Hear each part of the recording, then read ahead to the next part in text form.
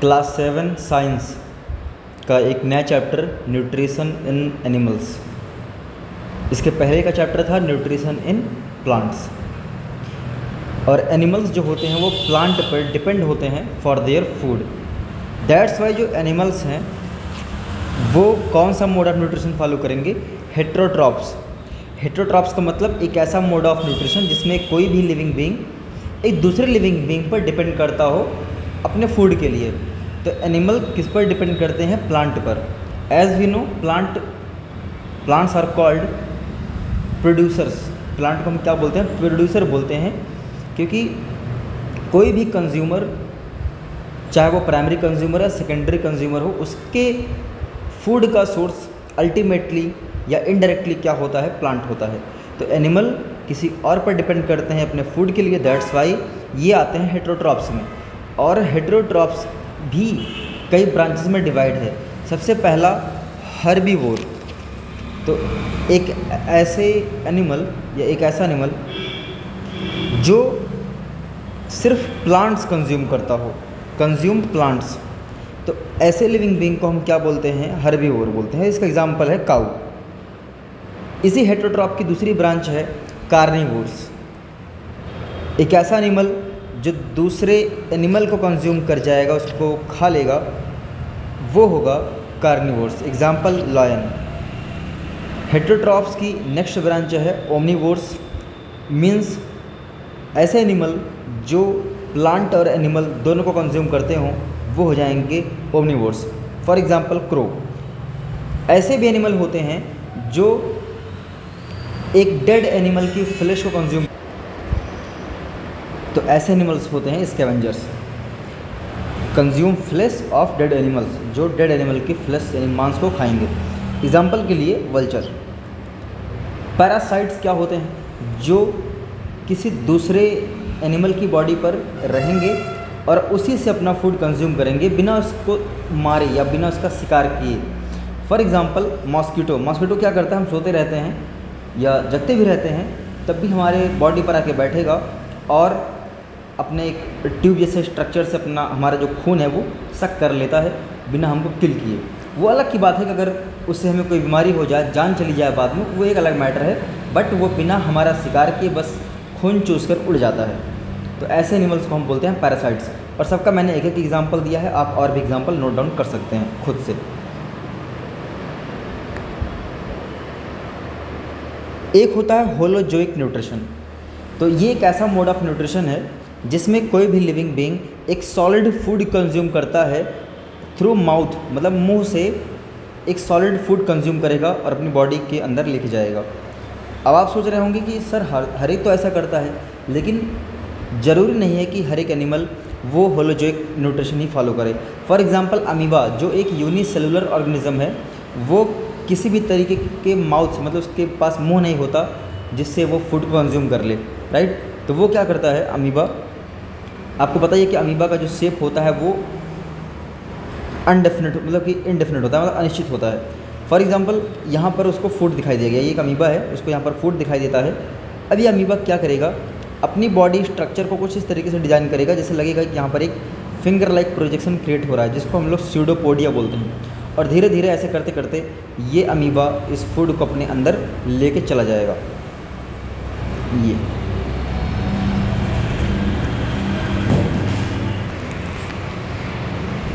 तो यहाँ पर एनिमल मुंह के माध्यम से फूड को नहीं खा रहा। दैट्स वाई ये होलोजोइक मोड ऑफ न्यूट्रिशन को फॉलो नहीं करता। और होलोजोइक मोड ऑफ न्यूट्रिशन एक ऐसा मोड ऑफ न्यूट्रिशन है जिसमें ये तो ठीक हमने देख तो लिया कि एनिमल फूड को जो है मुंह से खाएगा, लेकिन साथ ही साथ उसका जो पूरा प्रोसेस होता है न्यूट्रिशन का, वो 5 स्टेप में डिवाइड होता है। और वो 5 स्टेप क्या हैं? इंजेशन का मतलब पहले वो एनिमल फूड को इनटेक करेगा, टेकिंग फूड। फिर है डाइजेशन, उस कॉम्प्लेक्स फूड को डाइजेस्टिव जूसेस की हेल्प से सिंपल सॉल्युबल फॉर्म में कन्वर्ट किया जाएगा। मतलब कॉम्प्लेक्स चीज़ों को सिंपल फॉर्म में, और सॉल्युबल का मतलब जो हमारी बॉडी एब्जॉर्ब कर सके। सॉल्युबल का मतलब ये हो गया जो वाटर में डिज़ोल्व हो, है ना? क्योंकि हमारी बॉडी में जो एब्जॉर्प्शन होता है, एब्जॉर्प्शन के बाद सब कुछ जा कर के ब्लड में ही मिलता है, तो वो डिज़ोल्व भी तो होना चाहिए वहाँ पर जा कर के। That's why complex food simple और सॉल्युबल सब्सटेंस में ब्रेक होता है, और ये प्रोसेस होता है डाइजेशन का। उसके बाद हमारी बॉडी उस डाइजेस्टेड फूड को एब्जॉर्ब करेगी, किस में? ब्लड में। जैसे कि आपको पता ही है कि थोड़ा बहुत आइडिया है कि हमारे इस इंटेस्टाइन में फूड जो होता है डाइजेस्ट होता है, और इंटेस्टाइन की वॉल से वो डाइजेस्टेड फूड हमारी बॉडी एब्जॉर्ब कर लेती है, और वो डाइजेस्टेड फूड हमारे सर्कुलेटरी सिस्टम में जाता है थ्रू ब्लड। फिर होता है एसिमिलेशन। जो भी डाइजेस्टेड फूड है उसका हम इस्तेमाल भी तो करेंगे, तो उसका यूटिलाइज करना। यूटिलाइज का मतलब इस्तेमाल करना। किस लिए इस्तेमाल करते हैं? एनर्जी के लिए, ग्रोथ के लिए, है ना, तमाम चीज़ों के लिए। और फिर जो अनडाइजेस्टेड फूड होता है, उस जो हमने फूड इनटेक किया उसका कुछ जो है हिस्सा अनडाइजेस्टेड भी रहेगा, तो उसको रिमूव करना अपनी बॉडी से, ये भी एक प्रोसेस होता है जिसको बोलते हैं डाइजेशन। तो इस 5 स्टेप में जा कर के कंप्लीट होता है पूरा का पूरा न्यूट्रिशन। किसमें? एक होलोजोइक मोड ऑफ न्यूट्रिशन को फॉलो करने वाले एनिमल में। कुछ और हमारे पास एग्जांपल्स हैं, जैसे यहाँ पर फ्रॉग। तो यहाँ पर हमारे पास कुछ एनिमल्स हैं जो अलग अलग तरीके से फूड को कंज्यूम करते हैं। तो सबसे पहला है फ्रॉग, लिजर्ड, कैमलियन। तो ये कैसा ग्रुप ऑफ एनिमल है जिनके पास एक लंबी और चिपचिपी सी जीभ होती है। कभी आपने देखा होगा एक गिरगिट को या एक छिपकली को कैसे वो इंसेक्ट को चिपकाती जीभ से, मतलब इतनी रफ्तार से जीभ निकलेगी और चिपकाएगी कि हमें पता नहीं चल पाएगा, पलक झपकते सारा काम होता है। उसके बाद स्पाइडर। तो स्पाइडर के पास क्या होता है, एक वो जाल बुनती है ना, जिसको हम बोलते हैं कि वेब। वेब मतलब जाल। तो जाल बुनती है, और वो जाल कैसा था? चिपचिपा। कभी कमरे में जाल लगा हो मकड़ियों का जाला, तो हमारा चेहरा अगर सामने पड़ जाए तो चेहरे पे चिपक लगता है वो। तो उस जाल में इंसेक्ट्स जो होते हैं फंस जाते हैं, और फिर मकड़ी आ करके आराम से उसको खा सकती है, शिकार कर सकती है। हमिंग बर्ड के पास एक स्ट्रॉ लाइक बीक। बीक का मतलब होता है चोंच। स्ट्रॉ लाइक का मतलब क्या हो गया? जब भी हम फ्रूटी या कोई शेक वगैरह पीते हैं तो एक पाइप दी जाती है पीने के लिए, उसको बोलते हैं स्ट्रॉ। तो हमिंग बर्ड के पास जो बीक होती है, जो चोंच होती है, वो एक स्ट्रॉ की तरह होती है, जो फ्लावर से नेक्टर को सक कर लेती है। बटरफ्लाइज और मॉस्किटो में पाई जाती हैं फीडिंग ट्यूब्स। इन ट्यूब को बोलते हैं प्रोबासिस। अब और बाकी हैं फ्लेमिंगो, डक, व्हेल, शार्क। इनके पास एक स्पेशल स्ट्रक्चर होता है जिसको फिल्टर फीडर कहते हैं। ये फिल्टर फीडर क्या करता है? वाटर से फूड को स्ट्रेन कर देता है, मतलब अलग कर देता है। जैसे जो भी वाटर वो स्वैले करेंगे, निगलेंगे, उस निगले हुए पानी से पानी को अलग और फूड को अलग करने का काम करता है फिल्टर फीडर। फिलहाल अब अपना मेन टॉपिक शुरू होने जा रहा है, ह्यूमन डाइजेस्टिव सिस्टम। तो ये पहले तो फिगर देख लीजिए आप। इसमें अब बताना क्या है, 3 पेयर होते हैं हमारे पास सलाइवरी ग्लैंड्स, और ये माउथ आपको दिखाई दे रहा है। लीवर, ये रेड वाला पार्ट क्या है? लीवर। और उसी रेड पार्ट के नीचे जो ट्रायंगुलर शेप दिख रहा है आपको, लीवर के नीचे एक ग्रीनिश पार्ट है जिसको बोलते हैं गॉल ब्लैडर। इन सब के बारे में आगे डिटेल में पढ़ेंगे। और ये स्टमक है, पैनक्रियाज कहाँ? स्टमक के पीछे जो येलो कलर का आपको दिखाई दे रहा है, आम की पत्ती जैसा। स्मॉल इंटेस्टाइन है, फिर ये ऑरेंज कलर वाला। ग्रीन कलर वाला लार्ज इंटेस्टाइन है। फिगर बना आपको दिखाई दे रहा होगा, रेक्टम और ये एनस। और एसोफेगस क्या होती है? फूड पाइप, जो माउथ से फूड को स्टमक तक पहुंचाता है। अब एक एक के बारे में पढ़ते हैं। सबसे पहले डाइजेशन क्या होता है? डाइजेशन एक प्रोसेस है जिसमें कोई भी complex food simple soluble substance में ब्रेक किया जाता है यूजिंग डाइजेस्टिव जूसेस। और एज वी नो, जब भी हम फूड इनटेक करते हैं तो उसमें बहुत सारे न्यूट्रिएंट्स होते हैं। तो कौन कौन से न्यूट्रिशन का डाइजेशन होता है? कार्बोहाइड्रेट का, फैट का और प्रोटीन का। किसका नहीं होता? वाटर का, विटामिन का, मिनरल्स का। वाटर, विटामिन, मिनरल जिस फॉर्म में जाते हैं उसी फॉर्म में एब्जॉर्ब कर लिए जाते हैं। और हमारा जो डाइजेस्टिव सिस्टम है वो फिजियोकेमिकल रिएक्शन माना जाता है, मतलब कि फिजियोकेमिकल रिएक्शन से हमारा डाइजेस्टिव सिस्टम पूरा होता है। फिजियोकेमिकल का मतलब क्या है कि कुछ फिजिकल मेथड्स और कुछ केमिकल मेथड्स। डाइजेस्टिव सिस्टम हमारा 2 पार्ट से बनता है। एक होता है डाइजेस्टिव ट्रैक्ट का मतलब एक ऐसा पासेज जिसमें से फूड गो थ्रू करता है। और एक होते हैं डाइजेस्टिव ग्लैंड, जो क्या करेंगी? डाइजेस्टिव ट्रैक्ट में कुछ अपना स्पेशल जूस रिलीज करेंगी जिनकी हेल्प से डाइजेशन ईजी हो पाता है। तो डाइजेस्टिव ट्रैक्ट को एलिमेंट्री कैनाल ही बोलते हैं। ये एक ट्यूब है थ्रू विच फूड पासेस, एक ट्यूब है जिससे खाना गुजरता है, और ये टोटल इसकी लेंथ होती है 32 फीट। डाइजेस्टिव ग्लैंड्स का काम क्या है? सीक्रेट डाइजेस्टिव जूसेस, ये डाइजेस्टिव जूसेस को सीक्रेट करती हैं। इन जूसेस में पाए जाते हैं एंजाइम्स। एंजाइम्स क्या होते हैं? एक ऐसे केमिकल जो फूड को डाइजेस्ट करने में हेल्प करते हैं। यहाँ लिखा भी है कि ऐसे केमिकल सब्सटेंस जो किसी भी रिएक्शन को स्पीड अप करते हैं, मतलब उसको तेज करते हैं। और डाइजेस्टिव ट्रैक्ट के पार्ट कौन कौन से हैं? सबसे पहले माउथ होता है, oesophagus, stomach, small intestine, large intestine, rectum, anus. Digestive gland में क्या कौन सी ग्लैंड पाई जाती है? Salivary gland, gastric gland, liver, gall bladder, pancreas, intestinal glands. सबसे पहला पार्ट है माउथ, जिसको बकल कैविटी कहते हैं। ये हमारे डाइजेस्टिव ट्रैक्ट का सबसे पहला ऑर्गन होता है, और जिसमें 3 पेयर पाई जाती है सलाइवरी ग्लैंड की। सलाइवरी ग्लैंड का काम क्या है? सलाइवा और म्यूकस रिलीज़ करना। और हमारी जो सलाइवरी ग्लैंड्स हैं तीनों मिल करके एक दिन में लगभग 1.5 लीटर यानी कि 1.5 लीटर सलाइवा रिलीज़ करती हैं। सलाइवरी ग्लैंड सलाइवा रिलीज़ करता है, सलाइवा का कुछ काम है वो आगे देखेंगे हम। तो 1.5 लीटर सलाइवा रिलीज़ होती है एक दिन में। और हमारे मुंह में ही टीथ पाए जाते हैं। टीथ का काम है फूड को च्यू करना यानी चबाना।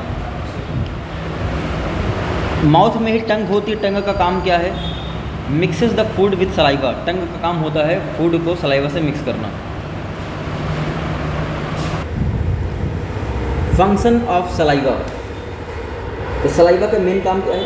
ये बैक्टीरिया को किल करती है, और हमारे फूड में जो स्टार्च होता है उस स्टार्च को कन्वर्ट किया जाता है माल्टोस शुगर में।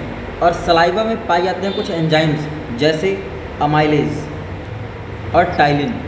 तो ये एंजाइम्स क्या करते हैं? स्टार्च को कन्वर्ट कर देते हैं माल्टोस शुगर में। और साथ ही साथ सलाइवा का एक काम ये भी होता है कि वो फूड को थोड़ा सा मॉइस्ट करे, यानी कि नमी दे, उसको खाने को नम करे और स्टिकी बनाए, मतलब थोड़ा सा गीला और चिपचिपा बनाए। देखिए, प्लेट से हमने खाना लिया, मुंह में डाल लिया, चबाने के बाद और सलाइवा मिक्स होने के बाद फूड जो फॉर्म ले लेता है उसको हम कहते हैं बोलस। मतलब इमेजिन करो आप खाना खा रहे हो, खाना चबाते चबाते चबाते चबाते बीच में कंकड़ आ गया। अब आप करते क्या हो? पूरे का पूरा मुंह का खाना बाहर निकाल देते हो। तो वो जो कुछ बाहर निकला है that is bolus. Now next topic है टीथ।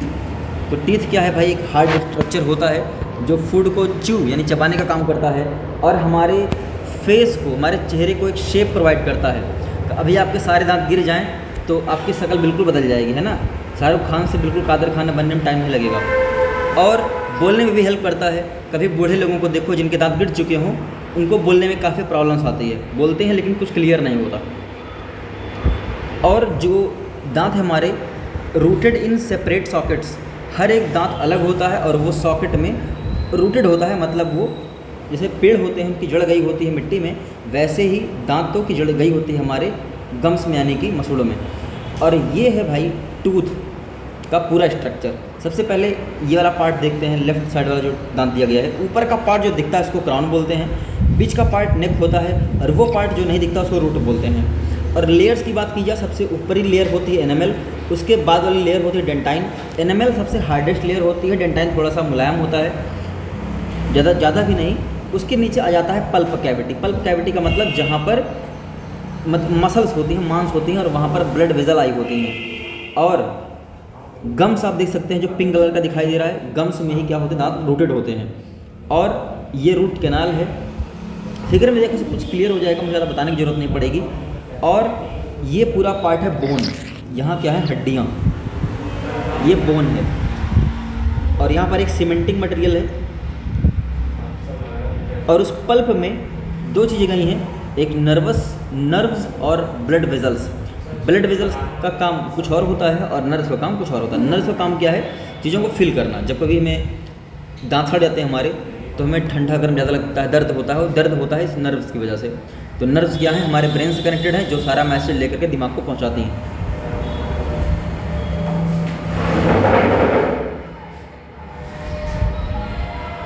दांत हमारे पूरे लाइफ टाइम में 2 बार ग्रो होते हैं।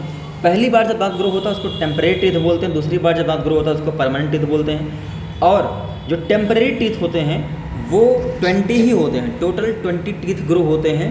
कौन से वाले? टेम्परेरी वाले, जिनको हम मिल्क टीथ भी बोलते हैं। और जब एक बच्चा 6 साल का होता है, 6 महीने का होता है, तभी से उसको दांत ग्रो होने शुरू हो जाते हैं।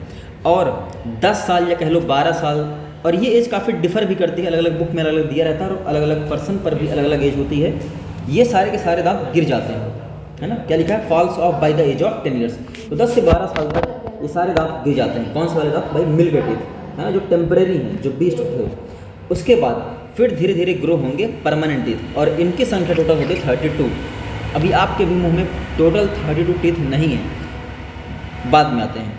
हालांकि यहाँ पर हमने एज की काफ़ी डिस्कशन नहीं की है कि कौन सा दांत कौन से ईयर में आता है। बस इतना समझ लो कि शुरुआत हो जाती है 6 महीने पर, और सारे दांत गिर जाते हैं 10 या 12 साल तक। और हाँ, एक गिरता है तो उसके पीछे से दूसरा वाला निकलना शुरू हो जाता है, जो परमानेंट होता है। टाइप्स ऑफ टीथ की बात करें तो दांत होते हैं 4 तरह के, ये देख लो। Incisor, canine, premolar, molar. इन सब का आपको शेप अलग अलग दिखाई दे रहा होगा।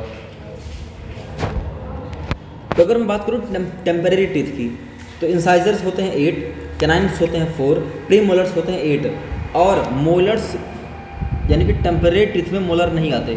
मतलब एक बच्चे के मुंह में, यानी कि जो मिल्क टीथ होते हैं वो मोलर्स में नहीं बनते। मोलर्स इसका मतलब एक ही बार ग्रो होगा लाइफ में, और वो सीधा होगा कौन सा? मिल्क टीथ नहीं होगा, वो होगा परमानेंट टीथ। याद रखिए, मोलर्स जो होते हैं एक बार ग्रो होते हैं और वो होते हैं परमानेंट। और परमानेंट में इंसाइजर 8, कैनाइन्स 4, प्रीमोलर्स 8 और मोलर्स 12। और जो दांत के चारों टाइप हैं मुंह में देख सकते हो कितने कितने होते हैं, है ना। ये आगे के 4 हो गए इंसाइजर, फिर ये एक जो सिंगल है कैनाइन हो गया, फिर ये ऑरेंज कलर वाला 2 इधर 2 उधर, ये हो गया प्रीमोलर, और पीछे वाले हो गए मोलर्स, ये तीनों। ये एक जॉ है, ऐसे ही हमारे पास 2 जॉ हैं। जॉ का मतलब जबड़ा, ये निचला जबड़ा होता है, ऊपरी जबड़ा होता है। टंग का काम क्या है भाई? टंग पहली चीज़ तो हमारी बॉडी की सबसे स्ट्रांग मसल होती है, सबसे स्ट्रांग मसल होती है, और ये हमारे लोअर जॉ में फिक्स है, मतलब निचले जबड़े में फिक्स होती है। और जीभ हमें बोलने में हेल्प करती है, ये फूड को सलाइवा से मिक्स करती है, और बोलस फॉर्म करती है। आपको पता है कि बोलस क्या होता है, बताया गया था। और फूड को स्वेलो यानी कि निगलने में भी हेल्प करती है। और हमारी जीभ में पाई जाती हैं टेस्ट बड्स, जो मीठे में, खट्टे में, कड़वे में और सॉल्टी फूड में अंतर बता पाती है। हमें अंतर पता चल पाता है हमारी टेस्ट बड की वजह से। तो ये देख लो, हमारी टंग का कौन सा एरिया कौन सा टेस्ट आइडेंटिफाई करता है। एक यहाँ पर नया टेस्ट आपको दिख रहा होगा, उमामी। तो उमामी कौन सा टेस्ट है? जैसे मशरूम का जो टेस्ट होता है, या कह लो कि कोई चीज़ है, चीज़ मतलब जानते ही हो ना, चीज़ और टमाटर, इनका टेस्ट माना जाता है उमामी। ये उमामी टेस्ट होता है। बाकी खट्टा, कड़वा और नमकीन, मीठा तो पता ही है। आइसोफेगस फूड, देखिए मुंह में फूड चबा लिया गया, बोलस बन गया।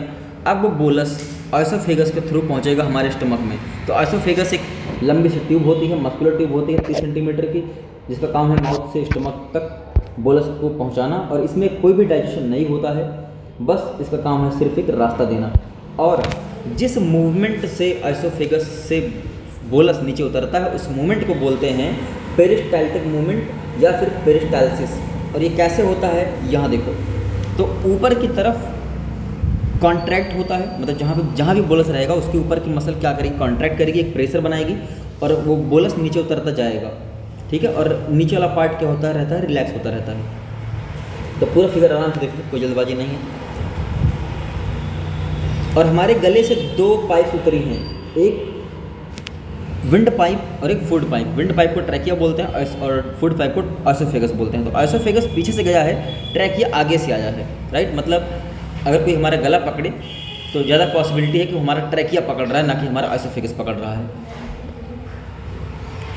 स्टमक क्या होता है? मस्कुलर बैग होता है, और ये हमारे एलिमेंट्री कैनाल का सबसे बड़ा, सबसे मतलब वाइडेस्ट पार्ट होता है।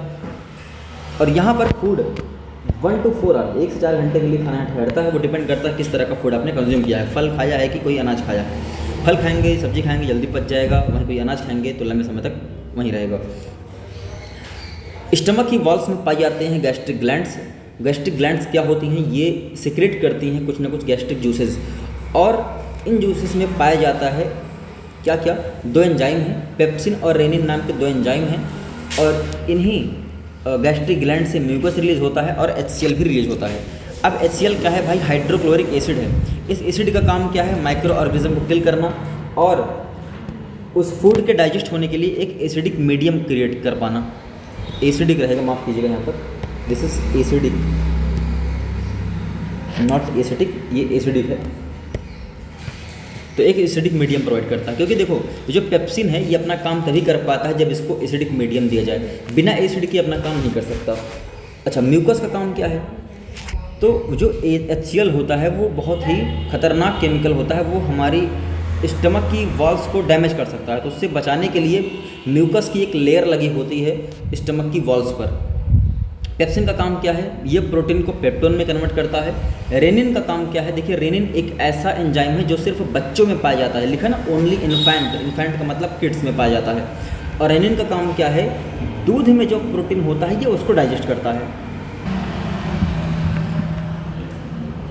तो जब बोलस स्टमक में पहुंचा तो उसके साथ ये सारा प्रोसेस हुआ और वो बोलस अब बन जाएगा काइम। देखिए, स्टमक के बाद ये काइम पहुंचता है स्मॉल इंटेस्टाइन में और उसके बाद फिर लार्ज इंटेस्टाइन में। लेकिन एलिमेंट्री कैनाल में थोड़ा सा ब्रेक देते हैं और उसमें सपोर्ट करने वाले जो ग्लैंड्स है उसके बारे में पहले पढ़ लेते हैं। तो सबसे पहले हम पढ़ेंगे भाई लीवर के बारे में। तो लीवर क्या है? लीवर एक ऑर्गन है, राइट, जो एक ग्लैंड का काम करता है हमारे लिए, और ये है सेकेंड लार्जेस्ट ऑर्गन। देखिए, मैं ग्लैंड की बात नहीं कर रहा, मैं बात कर रहा हूँ ऑर्गन की। तो पूरी बॉडी में सबसे बड़ा ऑर्गन होता है स्किन और उसके बाद नंबर आता है लीवर का। लेकिन हाँ, अगर बात हो इंटरनल की कि अंदर पाए जाने वाले ऑर्गन में सबसे बड़ा कौन है, तब लीवर ही सबसे बड़ा होता है। लेकिन अगर मैं ऑर्गन न बोल के ग्लैंड बोलूँ तो ग्लैंड में सबसे बड़ा यही है, क्योंकि स्किन किसी ग्लैंड का नाम नहीं है। तो ये है लार्जेस्ट ग्लैंड। लोकेशन कहाँ हो भाई? ये होती है एब्डोमेन में, मतलब जो हमारा वो पेट है पूरा। हालांकि देखो, स्टमक को पेट बोलते हैं हम लोग, लेकिन नॉर्मली पेट का जो बाहर से हम लोग पूरा देखते हैं, तो एब्डोमेन में होता है वो भी राइट साइड। मतलब ये समझ लो, जो हमारी चेस्ट है दाहिने तरफ हल्का सा चेस्ट के नीचे वहीं होता है ये। और इसका शेप होता है, इसकी शेप को बोलते हैं वेज। वेज का मतलब thick one side and thin another side, एक तरफ मोटा एक तरफ पतला है। देखो, इधर मोटा है और इधर जाके पतला हो गया है।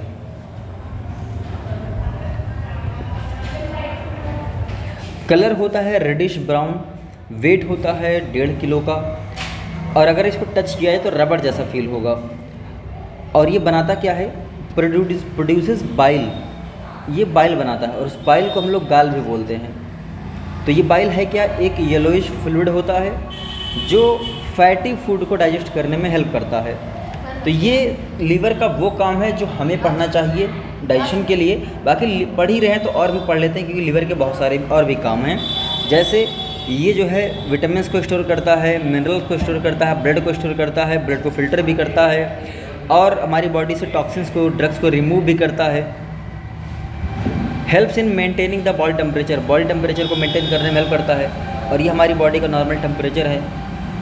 परफॉर्म्स मेनी मेटाबॉलिक फंक्शंस, बहुत सारे मेटाबॉलिक फंक्शन परफॉर्म करता है। मेटाबॉलिक फंक्शन का मतलब क्या? देखिए, हमारी बॉडी में लगातार बहुत सारे सब्सटेंसेस बनते हैं, बहुत सारे सब्सटेंसेस ब्रेक होते हैं, तो इन्हीं बनने और टूटने को हम लोग बोलते हैं मेटाबॉलिक फंक्शंस।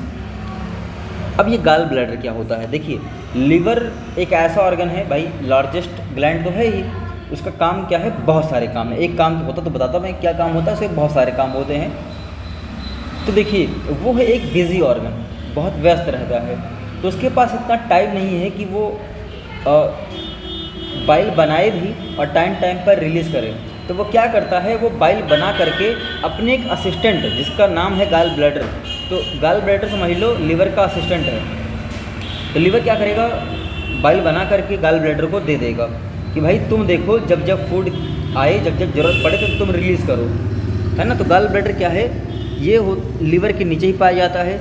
इसका शेप होता है नाशपाती जैसा, साइज होता है 7 से 10 सेंटीमीटर का, कलर होता है डार्क ग्रीन, और बस ये क्या करेगा? बाइल जूस को स्टोर करके रखेगा और ज़रूरत पड़ने पर रिलीज़ करेगा। पैनक्रियाज, ये स्टमक के पीछे पाया जाता है, साइज 6 इंच होता है, कलर पिंकिश होता है, और ये बनाता है पैनक्रियाटिक जूस जो कि कलरलेस होता है। अब आते हैं अपने एलिमेंट्री कैनाल में। तो स्टमक के बाद अगला नंबर है स्मॉल इंटेस्टाइन का। तो स्मॉल इंटेस्टाइन कहने के लिए स्मॉल है, लेकिन इसकी लंबाई होती है 6.5 मीटर। तो भाई इतना लंबा होने के बाद इसको स्मॉल क्यों बोला जा रहा है? क्योंकि ये बहुत मतलब नैरो होती है। लार्ज इंटेस्टाइन जो होती है वो मोटी होती है, स्मॉल इंटेस्टाइन पतली होती है। यहाँ पर लंबाई के आधार पर नहीं बल्कि चौड़ाई के आधार पर इनको छोटा और बड़ा बोला गया है। स्मॉल इंटेस्टाइन के 3 पार्ट होते हैं, ड्यूडेनम, जेजुनम, इलियम। ये फूड को डाइजेस्ट करता है, या ऐसा कह सकते हैं कि ये स्मॉल इंटेस्टाइन वो पार्ट है जहाँ पर डाइजेशन पूरा हो जाता है, कंप्लीट हो जाता है, और यहीं से न्यूट्रिएंट एब्जॉर्ब भी हो जाते हैं और एब्जॉर्ब होकर जाते हैं हमारे ब्लड में। और स्मॉल इंटेस्टाइन में जब खाना पहुँचता है तो लीवर और पैनक्रियाज भी अपना अपना सहयोग देते हैं, मतलब जो इनका जूस है वो इसी जगह पर वो रिलीज करते हैं। तो देखिए, सबसे पहले बात करते हैं लीवर की। तो लीवर ने बनाया था बाइल। तो बाइल होता है बेसिक नेचर का, जो क्या करता है, फैट को डाइजेस्ट करता है। कैसे करता है? देखिए, फैट की जो बड़ी बड़ी बॉल्स होती हैं इनको छोटे छोटे बॉल्स में कन्वर्ट कर देता है। तो इसको बोलते हैं कि मतलब लार्ज फैट ग्लोब्यूल्स को स्मॉल ग्लोब्यूल्स में कन्वर्ट कर देना या स्मॉल ड्रॉपलेट्स में कन्वर्ट कर देना। तो ये काम होता है बाइल का, और इस प्रोसेस को बोलते हैं इमल्सिफिकेशन। देखिए, अब बात करते हैं पैनक्रियाज की। पैनक्रियाज क्या करेगा भाई? पैनक्रियाटिक जूस रिलीज करेगा। लेकिन हाँ, बाइल का काम बड़ा सिंपल है। बाइल जूस में कोई एंजाइम नहीं है, बस एक ही सब्सटेंस है जिसमें कुछ सॉल्ट पाया जाता है और बेसिक नेचर का होता है। पूरा बाइल जूस बेसिक नेचर का होता है और ये फैट को डाइजेस्ट करता है। बड़े बड़े फैट को छोटे छोटे फैट में कन्वर्ट कर देता है, जिसको इमल्सिफिकेशन बोलते हैं। लेकिन जो पैनक्रियाटिक जूस होता है उसमें बहुत सारी चीज़ें पाई जाती हैं, जैसे कि लाइपेज, अमाइलेज, ट्रिप्सिन। तो लाइपेज क्या है? एक एंजाइम है जो उसी इमल्सिफाइड फैट पर काम करेगा, मतलब उस फैट पर काम करेगा जिस फैट पर बाइल काम कर चुका है। अमाइलेज भी एक एंजाइम है जो बचे हुए स्टार्च पर काम करेगा। देखिए, हमारी सलाइवा में जो अमाइलेज नाम का एंजाइम था तो उसने क्या किया था? स्टार्च को तो भाई सिंपल शुगर में कन्वर्ट किया ही था, लेकिन ज़रूरी नहीं है कि हमारे मुंह में ही सारा स्टार्च डाइजेस्ट हो जाएगा। तो वो जो बचा हुआ स्टार्च है वो इसके हवाले है, मतलब स्मॉल इंटेस्टाइन के, है ना। तो अमाइलेज क्या करेगा? स्टार्च पर काम करेगा। और ट्रिप्सिन क्या करेगा? ये पेप्टोन को बदलेगा पेप्टाइड में। और पेप्टोन क्या था? ये आया था प्रोटीन से। प्रोटीन को पेप्टोन में किसने बदला था? पेप्टाइड ने, सॉरी माफ़ कीजिएगा। पेप्सिन क्या करता है? प्रोटीन को पेप्टोन में बदलता है, और ट्रिप्सिन उस पेप्टोन को पेप्टाइड में कन्वर्ट करेगा। इंटेस्टाइन लिवर और पैनक्रियाज से जूस ले रहा है, लेकिन इतना काफ़ी नहीं है। इसकी वॉल्स में भी बहुत सारी ग्लैंड पाई जाती हैं जिनको इंटेस्टाइनल ग्लैंड कहते हैं, और वो जो जूस रिलीज करते हैं उसको बोलते हैं इंटेस्टाइनल जूसेस। तो उन जूसेस में एंजाइम्स जो पाए जाते हैं, अब वो देंगे काम को अंजाम, मतलब फाइनल काम होगा। देखिए, जो भी फैट अभी तक था, चाहे वो इमल्सिफाइड हो, जैसा भी फैट हो, अब वो कुल मिला करके कन्वर्ट हो जाएगा फैटी एसिड में और ग्लिसरॉल में। और जो पेप्टाइड था, है ना, पेप्टाइड जो है कहाँ से आया था? ये देखो, ट्रिप्सिन ने पेप्टोन को पेप्टाइड में कन्वर्ट किया था। उसी पेप्टाइड को इरिप्सिन नाम का एक एंजाइम अमीनो एसिड में कन्वर्ट कर देगा। और जो कार्बोहाइड्रेट है जो किसी भी फॉर्म में रहा हो, अब वो फाइनल जाकर के ग्लूकोज में कन्वर्ट हो जाएगा। तो इस तरीके से डाइजेशन हुआ कंप्लीट, और काइम बदल गया काइल में। अब देखिए, उसी इंटेस्टाइन की वॉल्स में पाई जाएंगी फिंगर लाइक स्ट्रक्चर, जिसको विलाई बोलते हैं। तो विलाई का काम क्या है? पहली चीज़ तो ये डाइजेस्टेड फूड को एब्जॉर्ब करेगा और ब्लड में ले जाएगा। मतलब देखिए, विलाई क्या है? फिंगर लाइक स्ट्रक्चर, उसमें आई होती हैं ब्लड वेजल्स, तो वो वहीं से फूड को एब्जॉर्ब कर लेती हैं।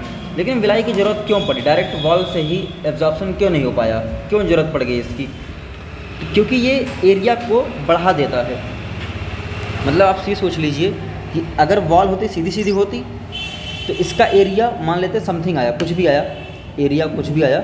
लेकिन अगर यहीं पर ऐसे फिंगर लाइक स्ट्रक्चर बन जाए ऐसे, तो अब इसका एरिया जो है, सरफेस एरिया, वो काफ़ी इंक्रीज़ हो जाएगा, है ना।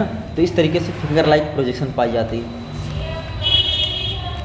एलिमेंट्री कैनाल का अगला पार्ट है लार्ज इंटेस्टाइन, जो कि 1.5 मीटर का होता है। ये वाटर एब्जॉर्ब करता है। क्या सारा वाटर यहीं एब्जॉर्ब होता है? नहीं, स्मॉल इंटेस्टाइन भी काफ़ी ज़्यादा मात्रा में वाटर एब्जॉर्ब कर लेता है। जो बचा हुआ वाटर एब्जॉर्प्शन है वो होता है लार्ज इंटेस्टाइन में, और यहीं पर वाटर एब्जॉर्ब हो जाएगा। और फाइनली वो जो क्या बोलते हैं, काइल था, वो काइल अब कन्वर्ट हो जाएगा फीसेस में, और रेक्टम क्या करेगा, उस फीसेस को स्टोर करेगा और एक्सपेल करेगा, मतलब निकालेगा। और एनस क्या है, बस उस ओपनिंग का नाम है जिधर से फीसेस बाहर होती हैं। That's all for this video.